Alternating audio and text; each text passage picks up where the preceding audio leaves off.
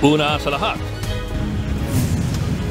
umano'y vote buying sa isang warehouse sa Navotas, sinalakay ng mga otoridad. Kayo magtatago dyan, hindi rin kayo makakalabas dyan. Mahigit 363,000 pesos na perang pinamimigay na sabat. Kaninong kandidato galing ito? Ay, wala po. Ang buong detalye ng balitang yan, abangan maya-maya lamang. Magandang gabi Pilipinas sa Frontline Tonight. Window hours ng number coding, pinag-aaralang alisin na kapag tumindi pa ang traffic ngayong magpapasko.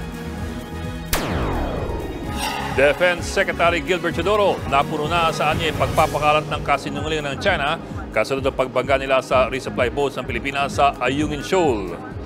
Hihimok po ang ating mga kababayan na talagang tumindig laban dito sa pang-iinsulto ng China sa ating.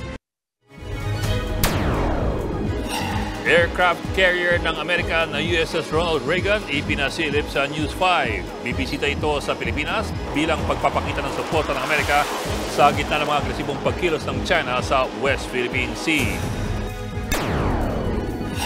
Lalaking tumangay sa maleta ng isang pasahero sa NAIA na 50 million pesos daw ang laman. Natukoy na raw kung sino. Mga Buddhist monk sa Thailand, muntik nang mahulog sa bangin nang biglang bumulusok ang sinasakyan nilang truck. Ay! Ay!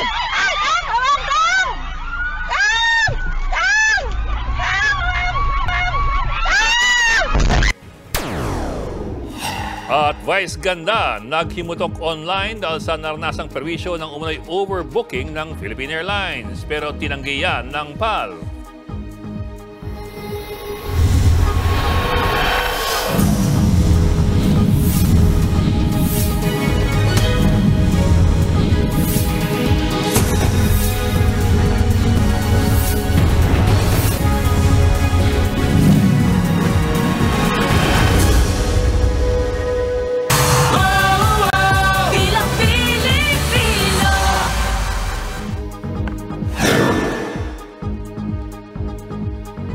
Huli sa aktong umunoy vote buying sa isang warehouse sa Navotas City. Arestadong isang babae at kinumpiska ang mga pinamigay na sobre na umabot daw ng 360,000 pesos ang halaga. Nasa frontline ng balitang yan, Gary De Leon. Pinasok kanina ng mga pulis kasama ang ilang opisyal ng COMELEC ang warehouse na ito sa Navotas. May nakapagtimbre raw kasi sa kanila na may nangyayari raw ditong vote buying. Kayo magtatago dyan, hindi rin kayo makakalabas dyan. Nadatnan ng mga otoridad ang nasa 200 nakapilang rehistradong botante ng Malabon na dumayo pa sa Navotas para sa umunoy bigayan. Isang babaeng nahuli sa aktong namimigay ng sobreng may lamang 300 hanggang 500 pesos. Pamasahe raw ito para sa watchers training. Pagka may pera, may envelope, tapos may mga individual na nandyan na mga, tapos may listahan. Vote buying po yan. Mahirap po na, isipin nyo, hindi naman kayo rehistrado o hindi kayo taga-Navotas. Pero dito nyo ginagawa. Pamasahe po nila kasi. Aabot sa 400 sobre ang nakumpiska, nagkakahalaga na mahigit 363,000 pesos. Kaninong kandidato galing ito? Ay, wala po. Wala. Sabi nyo, watcher kayo mga ano. Sabi nyo, watcher kayo. Okay, kami po ay watcher ng 21 barangays. Sa uli, inaresto ang babae. Iniimbestigahan na ito ng COMELEC at Navotas Police. Sa ngayon po, under investigation pa po at masusi po namin iniimbestigahan pa kung sino yung involved na kandidato. Nakakatuwa pero nakakangit-ngit at nakakagalit. Nakakatuwa dahil siyempre minahuli kami. Nakakagalit dahil despite the fact na sinasabi na natin na wag niyong gagawin at pinapatunayan natin talaga yan na hindi natin palalampasin yung mga ganyan, may mga nagkukumit pa rin. Paalala ng COMELEC, hindi maipoproklamang panalo ang sinumang kandidatong mapapatunayang sangkot sa vote buying o iba pang kasong may kaugnayan sa eleksyon. Nagbabalita mula sa Frontline, Gary De Leon, News 5. Tatlong barangay sa bansa ang kasama sa pilot run ng Automated Barangay at SK Elections. Kanina, tinesting na ang mga vote counting machine para matyak na wala maging aberya sa susunod na linggo. Nasa frontline ng balitang yan si JC Cosigo. Mula sa pag-set up ng vote counting machines hanggang sa mismong pagpasok ng mga balota. Mano-manong sinuri ng mga gurong uupong electoral board members ang final testing and sealing ng VCMs sa Pasong Tamo Elementary School sa Quezon City kanina. Isa kasi ang barangay Pasong Tamo sa 3 lugar sa bansa na magsasagawa ng automated barangay and sangguniang kabataan election sa October 30. Siyempre, para makita na walang laman yung SD card. Okay? Na ayos, wala. At saka yung tinetest nga para malaman kung may problema, papalitan. 133 VCMs ang aktual na gagamitin sa barangay Pasong Tamo na may halos 61,000 na botante. Ayaw. Pero sa testing kanina, ayaw kainin ng VCM na ito ang mga balota. Nung sinage ko siya, ang tagal niyang kainin. Kaya akala ko may problema po yung machine. Pero wala naman po kasi inano lang po namin. Kumbaga binaliktad. Siyempre kabubukas pa lang ng machine. So, meron naman yung testing mo kung anong orientation. Merong paharap, patalikod, ganon. So, hindi naman ganon yung ka-problema. Tinesting ko rin mismo ang makina at sinubukan kong mag-overvote. So ating subukang magpasok nitong balot dito nga sa loob ng ating vote counting machine. At yung aking ginawa, meron akong 2 sinaydan para nga sa barangay chairman. Ating tingnan kung babasahin ba yung aking boto.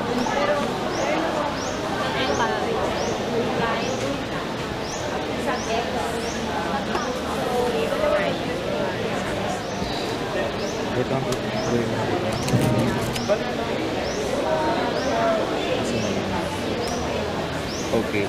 So lumabas dito sa voter's receipt na nag-overvote ako. So walang lumabas na binoto ko para nga sa barangay chairman. Para sa barangay at SK elections, isa lang dapat ang iboto sa pagkakapitan at SK chairman. Hanggang 7 lang din dapat ang ibotong kagawad. Tiniyak naman ng COMELEC na may mga reserbang VCM sakaling magkaaberya sa mismong eleksyon.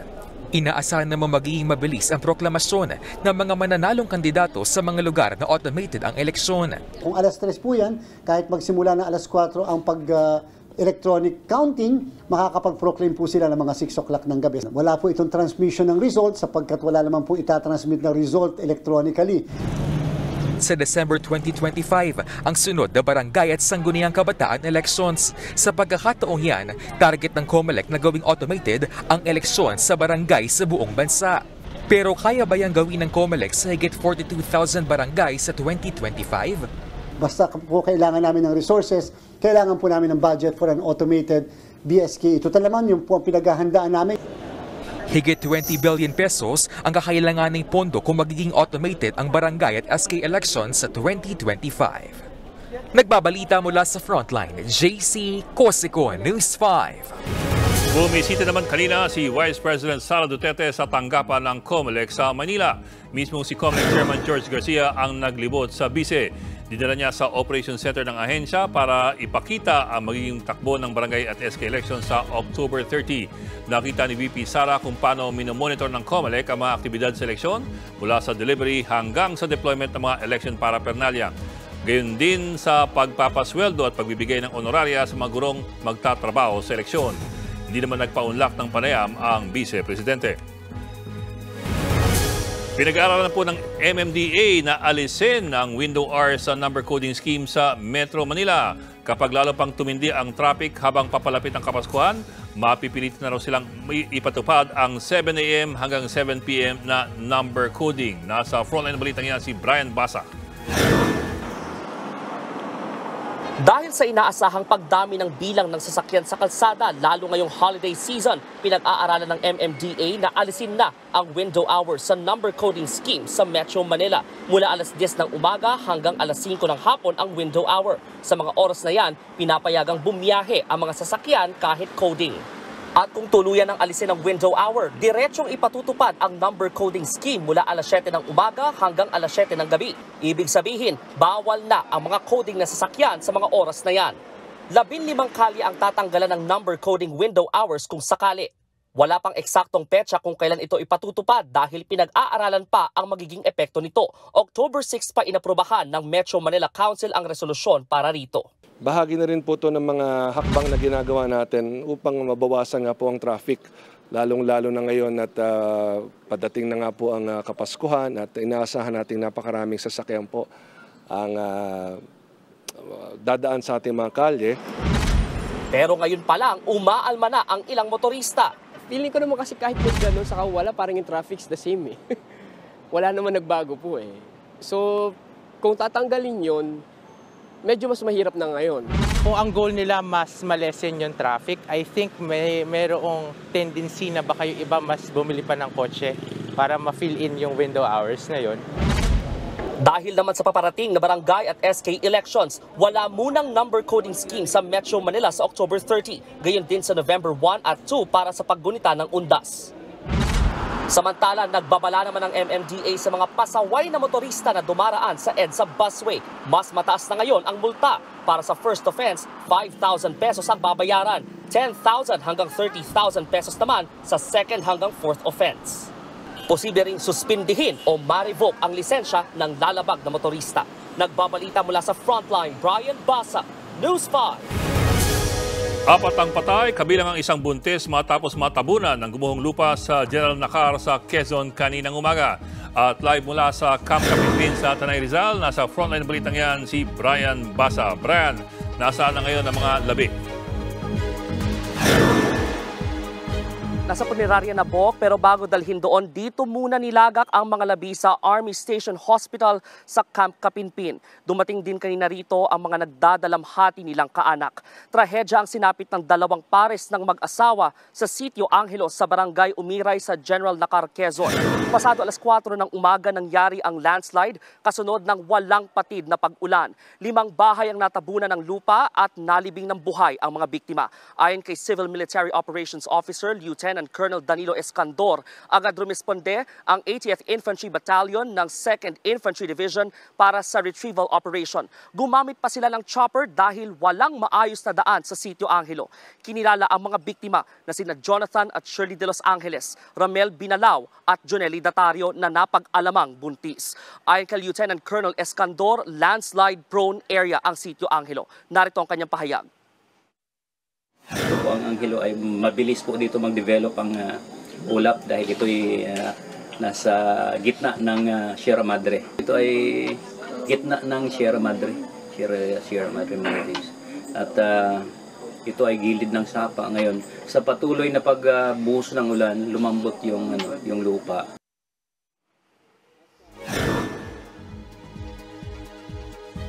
Nadala na sa punerarya, tulad na nabanggit natin kanina, nadala na sa punerarya sa Rizal ang mga labi.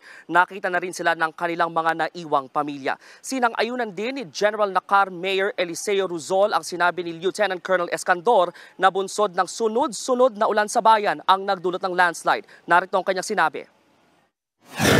Yung ulan lang ay talagang sobra kalakas. Ang estimate natin dyan, yung dapat ibagsak siguro ng 1 buwan na ulan, baka binigay lang yan ng mga 2 linggo, 1 linggo lang. Ganun lalakas ng ulan. Kaya biglang humina yung base ng lupa.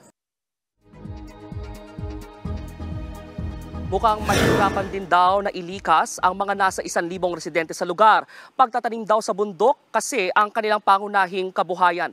Pangako naman ng lokal na pamahalaan, sila na ang bahala sa pagpapaaral ng naulilang anak ng mag-asawang De Los Angeles. Susuriin din daw ng mga otoridad kung ano pang mga lugar sa bayan ang delikado sa landslide para mapagbawalan na ang mga taong maglagi roon o mamalagi roon at maiwasan ng maulit ang ganitong trahedya. Balik sa iyo. Maraming salamat, Brian Basa.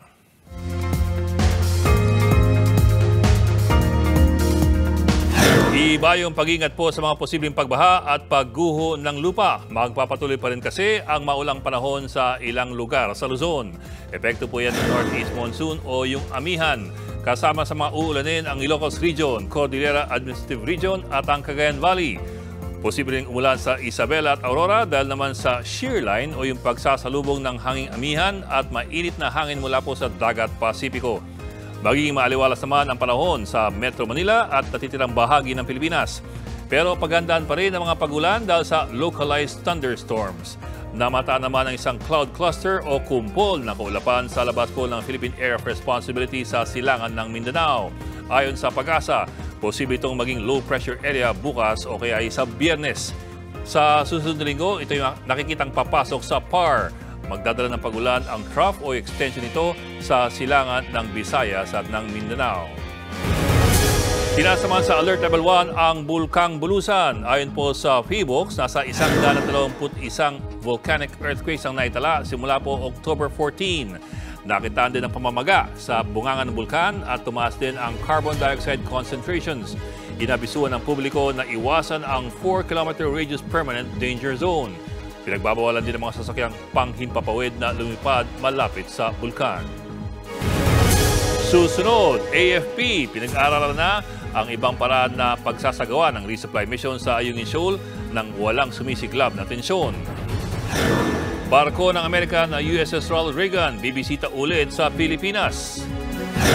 At G-Dragon ng K-pop group na Big Bang, iniimbestigahan dahil sa paggamit umano ng illegal na droga. Magbabalik pa ang Frontline Tonight.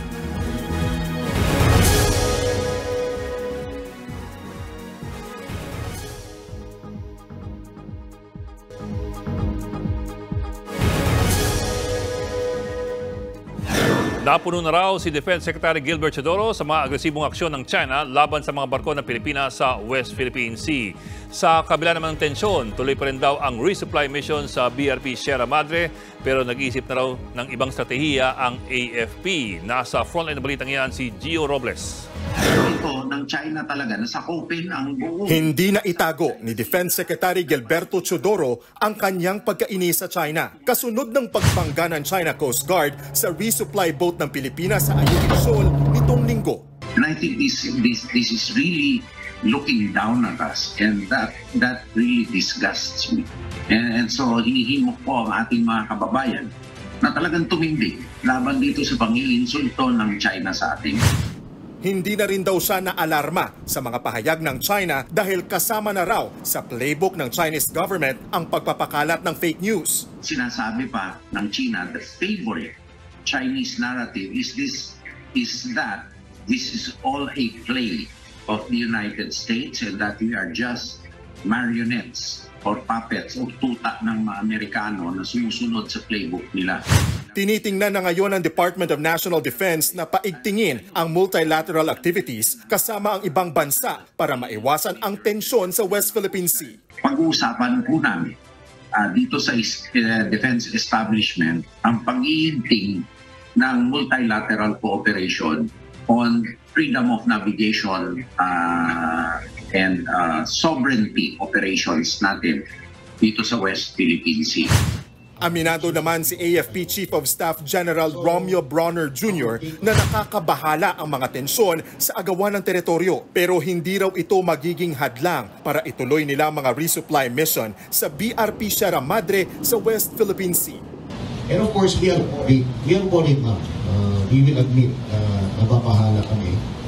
But as mentioned by the Secretary of National Defense, Secretary Gilberto Chodoro Jr., the Armed Forces of the Philippines is willing, very much willing to defend our territory.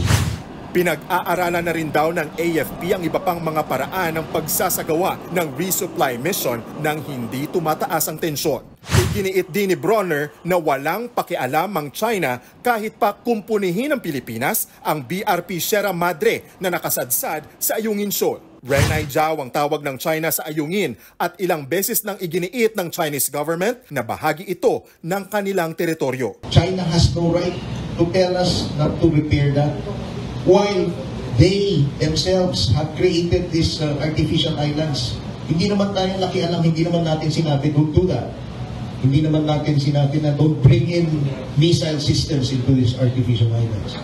Napakalaki ng imbalance. Nagbabalita mula sa Frontline, Gio Robles, News 5. Tila nawawalan na raw ng interes ang China para pondohan ng ilang infrastructure projects ng Pilipinas dahil sa issues sa West Philippine Sea.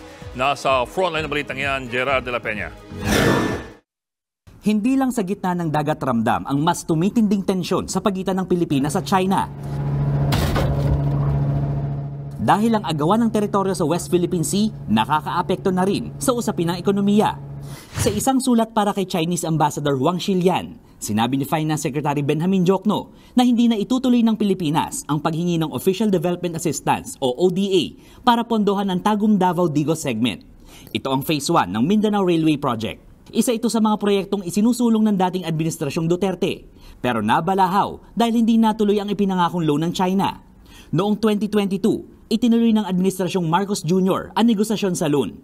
Ayon sa source ng News 5, mismong senior economic official na ng China ang nagsabi sa isang transport official ng Pilipinas na apektado ng issue sa West Philippine Sea ang pag-usad ng loan. Bagay na hindi naman direktang kinumpirma ni Transportation Secretary Jaime Bautista. Pero aminado siyang tila nawawala na raw talaga ng interes ang China na pondohan ng infrastructure projects sa bansa.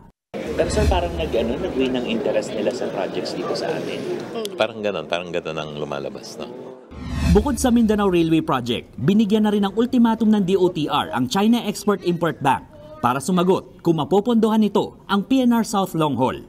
Sinusubukan pa ng News 5 na kunin ng panig ng Chinese Embassy tungkol dito. Pero kung umatras naman daw ulit ang China, desidido pa rin ng DOTR na ituloy ang mga proyekto. We're working with some other possible funders, no, to support not only Mindanao Railway but also the Bicol South Long Haul. Kabilang sa posibleng pagkunan daw ng pondo ang mismong national budget para sa pagbili ng mga right-of-way. Pwede rin daw ilong sa Asian Development Bank ang pambili sa mga tren, habang plano ng ialok sa private sector ang pagtatayo naman sa mga riles, estasyon at train depot. Bukod dyan, suportado rin daw ng Japan ang pinaplanong 30-year Rail Master Plan ng DOTR.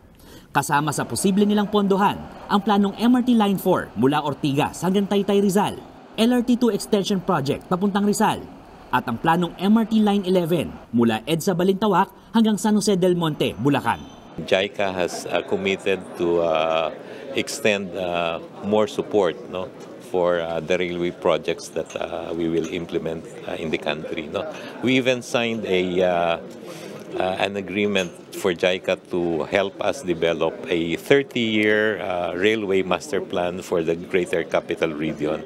Nagbabalita mula sa Frontline, Gerard de la Peña, News 5.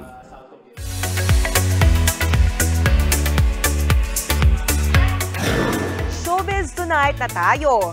Iniimbestigahan ngayon ng mga pulis sa Korea ang K-pop star at Big Bang member na si G-Dragon dahil sa umano'y paggamit ng iligal na droga. Sa ulat ng Korean news outlet na Yonhap, kinuha ng Incheon Metropolitan Police Agency ang ilan sa mga impormasyon ni G-Dragon dahil sa umano'y paglabag niya sa kanilang Narcotics Control Act. Hindi na nagbigay ng iba pang detalye ang mga pulis. Patuloy pa raw nilang iniimbestigahan si G-Dragon. Wala pang pahayag ang K-pop star pero bago yan, una nang nagpositibo si GD sa paggamit ng marijuana noong 2011. Pero ayon sa dating niyang talent agency na YG Entertainment, may nagbigay lang daw sa kanya ng sigarilyo at hindi raw inakala ni GD na marijuana pala ito. Concert alert! Magko-concert sa Pilipinas ang British rock and pop singer na si Rod Stewart. Sa anunsyo ng promoter na Live Nation Philippines, mangyayari ang Rod Stewart Live and Concert One Last Time sa March 13, 2024. Gaganapin yan sa Mall of Asia Arena.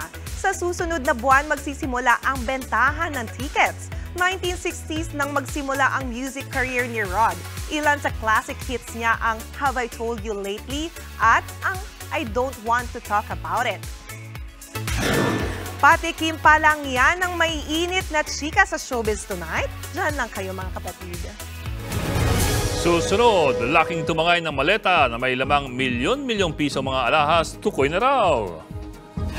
At donkey o buriko, ginagamit ng transportasyon sa Gaza dahil paubos na raw ang supply ng petrolyo. At mga mongheng sakay ng overloaded truck, nagsipagtalunan nang bigla itong umatras. Tutok lang mga kapatid dito sa Frontline Tonight.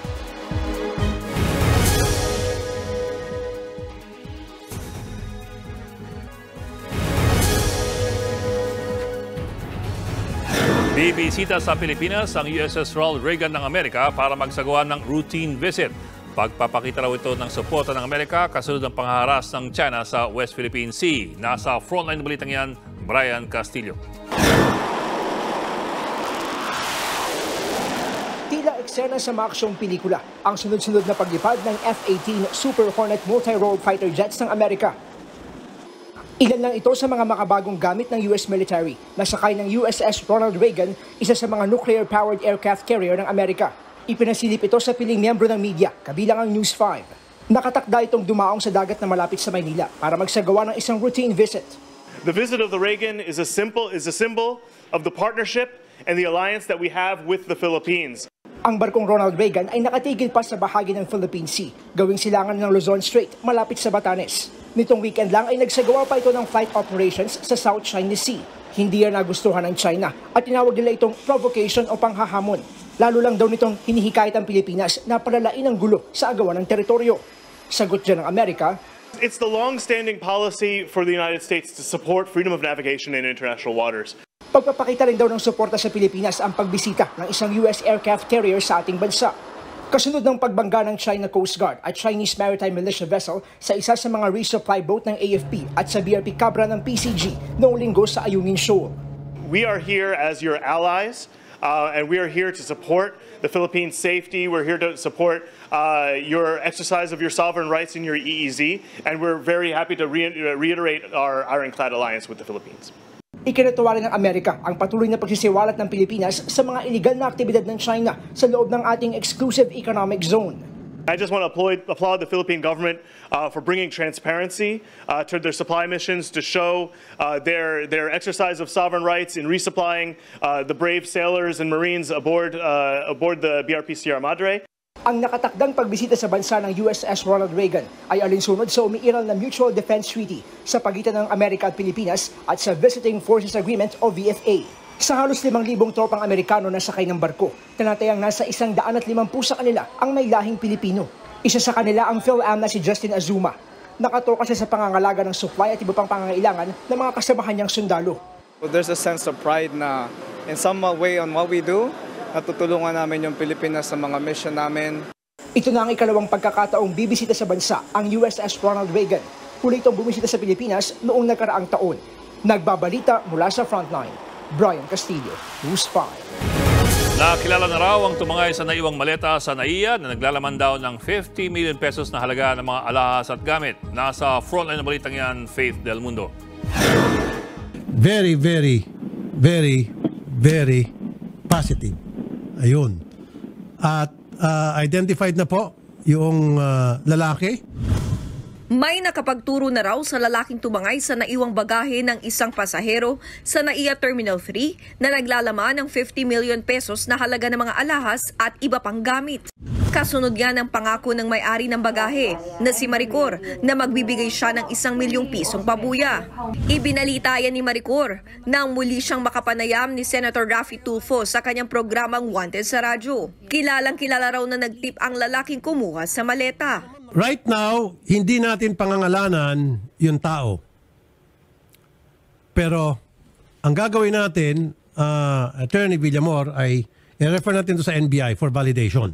Umaasa si Maricor na maibabalik pa ang laman ng kanyang bagahe. I am sure, Sen, hindi naman siya talaga criminal in the true sense of the word.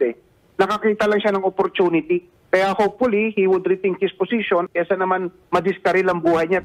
Kung sakali raw na naibenta na ang mga alahas, dapat daw itong isauli ng nakabili para hindi na madamay sa kaso. Tiniyak din ng abogado ni Maricor na matatanggap ng tipster ang 1 milyong pisong pabuya. Basta mapatunayang totoo ang hawak niyang impormasyon. Ang tinatanong lang po nung tipster, kung totoo daw po yung 1 million. Totoo po yan, Senator Raffy, as long as makakapagbigay po sila ng lead and hanggang po dun sa sinabi ni attorney na hanggang sa mahuli sila. Ang NBI naman, pinayuhan si Maricor na magsampa na ng kaso sa kanilang tanggapan. Kung ma-locate natin ng whereabouts itong lalaking ito, pwede po tayo mag-conduct ng operations para mahuli po natin siya. Ayun! Ang galing talaga ng NBI. Mabuhay ang NBI. Odette, mabuhay ang NBI. Palakpakan ng NBI, Odette. Nagbabalita mula sa Frontline, Faith Del Mundo, News 5.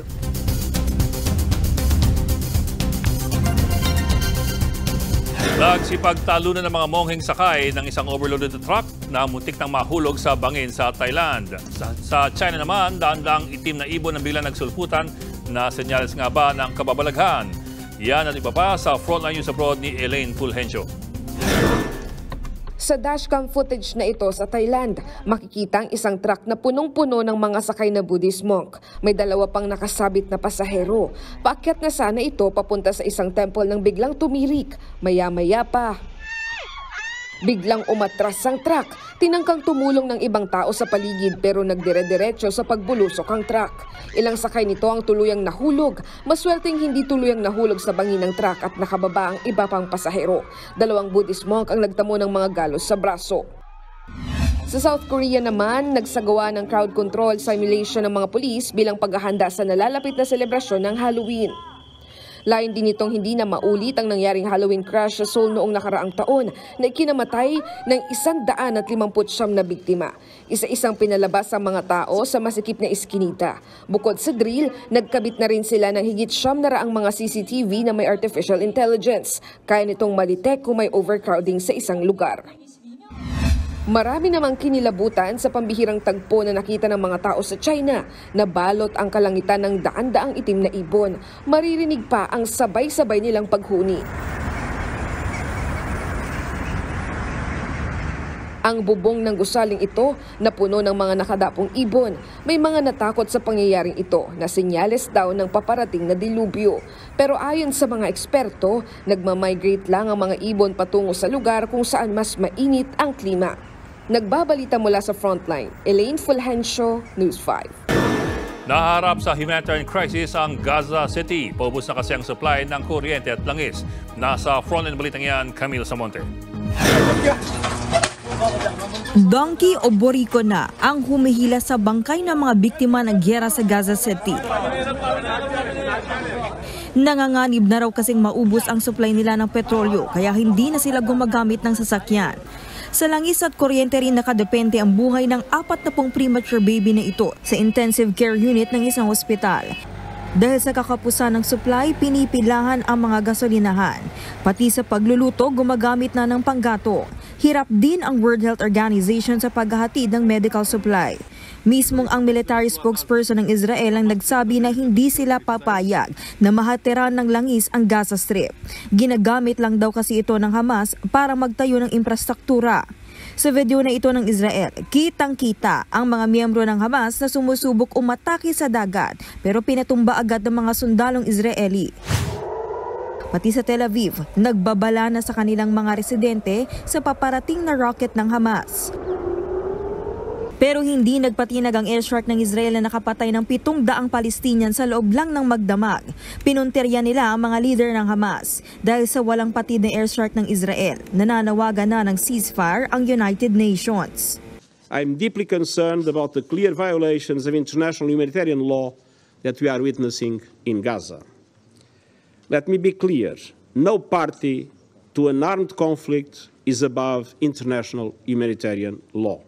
I reiterate my appeal for an immediate humanitarian ceasefire.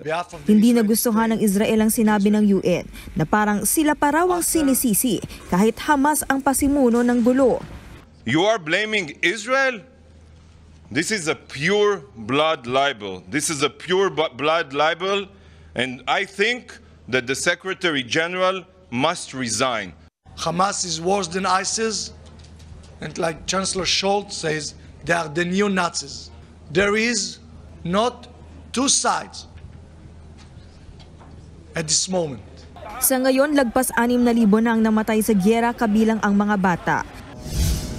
Nananatili naman sa Gaza City ang 136 na Pinoy. Hanggang 80 ang gusto nang i-repatriate pero hindi pa mapauwi. Our main concern now is the Filipinos in Gaza, because they're the ones under humanitarian crisis, so to speak, because of the lack of supplies and because of the fact that the situation is tenuous, so to speak. It's not ideal. It's a war, and we're not even yet at the ground assault. Patuloy naman ang pag-verify sa isang Pilipinong sinasabing hinostage ng Hamas. Nagbabalita mula sa Frontline, Camille Samonte, News 5. Abangan sa ating pabaong Pampa Good Night. Gusto niyo bang magkaroon ng makasakay sa isang real-life na transformer? Magkano naman kaya yan? At unkabogable star Vice Ganda, inireklamo ang umunoy overbooking na nauwi sa kanyang delayed flight pero pinabulanan niya ng airline. Tuloy-tuloy ang balitaan dito sa Frontline Tonight.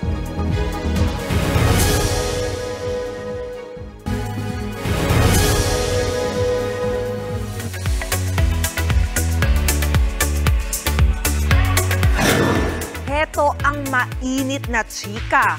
Hindi napigilang maghimutok online ng TV host na si Vice Ganda dahil sa umano'y overbook niyang flight. Itinanggi naman yan ng airline company. Yan at iba pa sa report na to. Hot topic online, si unkabogable star at Everybody Sing host Vice Ganda matapos niyang ireklamo ang umano'y overbook flight niya from Thailand to Manila. Sa kanyang mga post, sinabi ni Vice na grabe ang pangaabala at perwisyong idinulot umano ng Philippine Airlines. Tanong pa niya sa PAL, may damdamin pa ba kayo? Naiyak din daw si Vice habang tumatakbo para makaabot sa flight kasama ang asawa niyang si Ayon Perez. Agad namang sumagot ang airline company at nagsorry sa TV host. Pero itinanggi ng PAL na overbook ang naturang flight.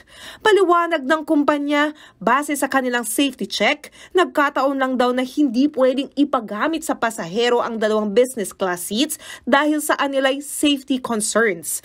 Dahil dito, inoferan daw ng PAL si Vice ng seat downgrade sa economy class para siguradong tuloy at ligtas ang flight na komedyante.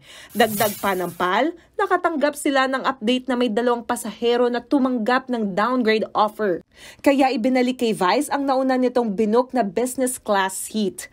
Pero kinontra ito ni Vice at sinabing hindi ganito ang paliwanag sa kanya sa counter. Giit niya, the flight was overbooked and my seat was given to another passenger. Wala pang sagot dito ang PAL. Isa pang trending, ang dating beauty queen at ngayon Los Baños, Laguna councilor na si Leren May Bautista. Yan ay matapos niyang i-share sa Facebook ang post na, I have no energy for hate. I either love you, wish you well, or hope you heal. Comment dyan ng isang netizen, tama behavior. Sinagot naman niya ni Leren at sinabing, palagi naman tayo sa side na ito. Sabi pa niya, challenging daw ang mga nangyayari sa social media. Shinare ni Leren ang naturang post matapos kumpirmahin ni basketball player Richie Rivero ang kanilang relasyon. At speaking of beauty queen, pasok ang ating pambato sa Miss Universe na si Michelle D sa top 3 candidates sa Asia pagdating sa fan votes. Base ito sa latest post ng Miss Universe organization. Makakakuha ng spot sa semi-final round ang mangunguna sa fan votes. This November 18 na ang coronation night ng 2023 Miss Universe sa El Salvador. At yan ang latest and hottest sa showbiz tonight. Ako si Johnny Alipon. Happy Wednesday mga kapatid!